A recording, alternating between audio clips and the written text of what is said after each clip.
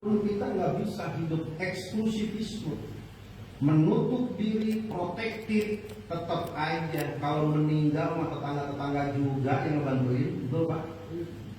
Tetap aja kalau genteng bocor mah kita minjem tangga ke tetangga. Tetap aja kita butuh orang lain. Nggak bisa eksklusivisme. Oh, saya makan kastanya beda. Kita makan kasta-kastaan. Ada kasta-kastaan. Karena di dalam agama tidak ada darah biru, darah putih, darah merah, nggak ada. Semuanya sama. Mentang darah merah ada biru, bilang beda. Jalan kenapa? Pocong kan. Sama semuanya. Gak usah merasa mau dimuliakan. Kita ini adalah orang biasa di hadapan orang yang tidak mengenal kita.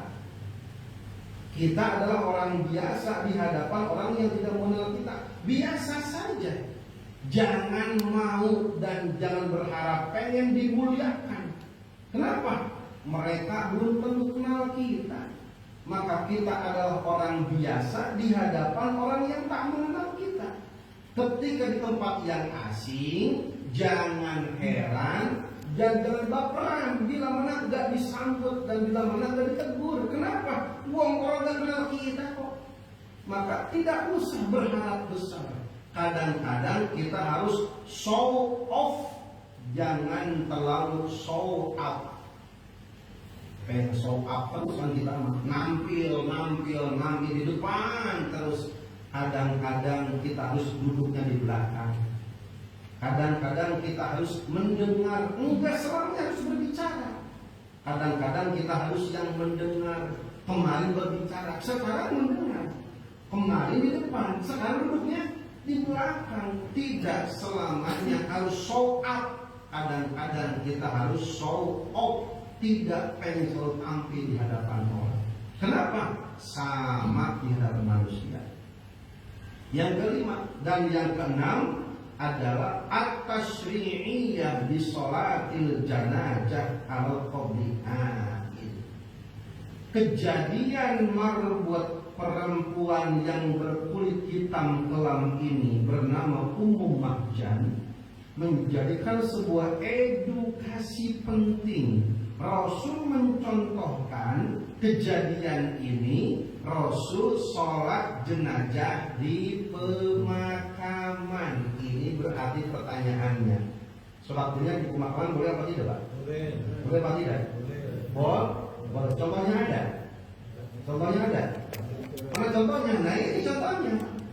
Rasul mencontohkan seumpama kita mau sholat jenazah, pas datang udah bubar, jenazah udah dibawa ambulan ke pemakaman. Pertanyaannya, nyusul apa nggak usah? Nyusul. Ini pertanyaan ini mana? Nyusul apa nggak usah? Nggak dosa, nggak usah juga, nggak dosa. Waduh, kalau nggak usah, mahal ini ya. Sementara Rasul menyusul gitu maksudnya. Rasul kasih tahu, ketinggalan Rasul nyusul ke kuburan dan sholat. Kalau kita mah ya balik kanan kita mah ya ketinggalan. Udah nggak jadi dalam mana? Tolong ngopi lagi di laut, nggak jadi melatih. Maka seumpama kita telat mensolatkan jenazah, bagaimana solusinya? Inilah yang dicontohkan Rasul. Boleh kita nyusul ke pemakaman, tunggu hingga selesai, sudah rapi, maka kita boleh sholat jenazah di atas pemakaman. Bagaimana posisinya? Sama ketika kita menyolatkan jenazah di masjid musola. Jadi kuburan di depan kita, kuburan tuh. Kita di belakang kuburinya. Terus bagaimana caranya?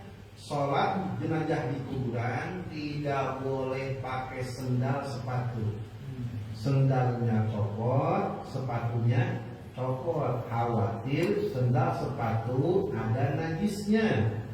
Kenapa? Kalau masih pakai sendal sepatu, khawatir sholat jenazah berarti sambil bawa najis. Maka caranya bagaimana? Biasanya kalau di pemakaman ada tikar pandan. Ya, tikar pandan dong. Nah, tikar pandan alasnya di bawah, kita sholat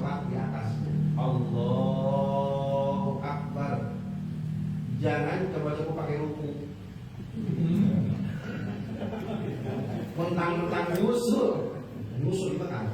Kalau nyusul boleh tuh gitu tuh ada. Sama prakteknya sama.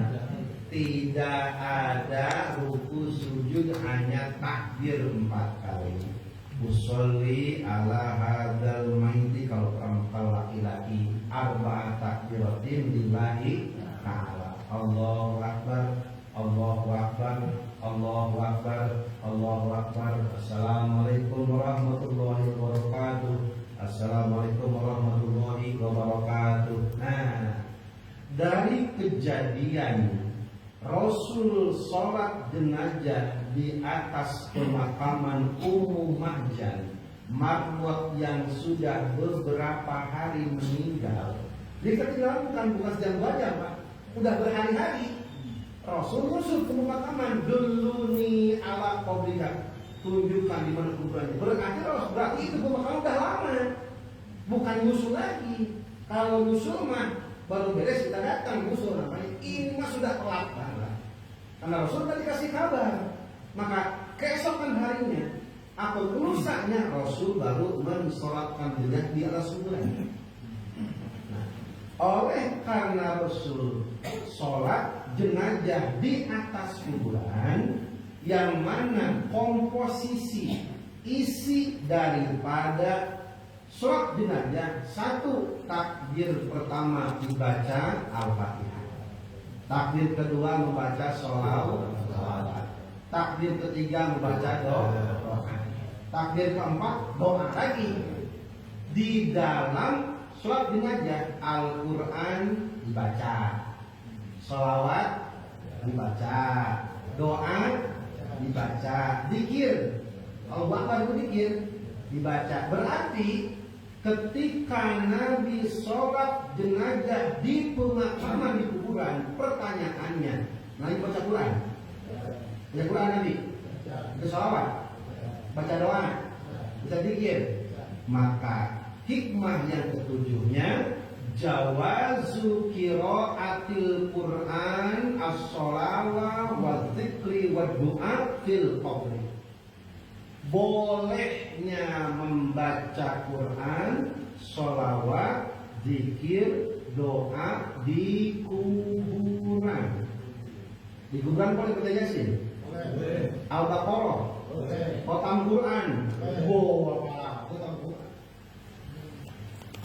Rasul mempraktekkan tuh pemakaman bukan cuma nabur kumbang sama air doang, sama komat kami, mbak, ma, datang nih ma, maafin ma, datang ini 2 tahun, ini 2 tahun datang ke pemakaman, ziarah ke pemakaman, assalam.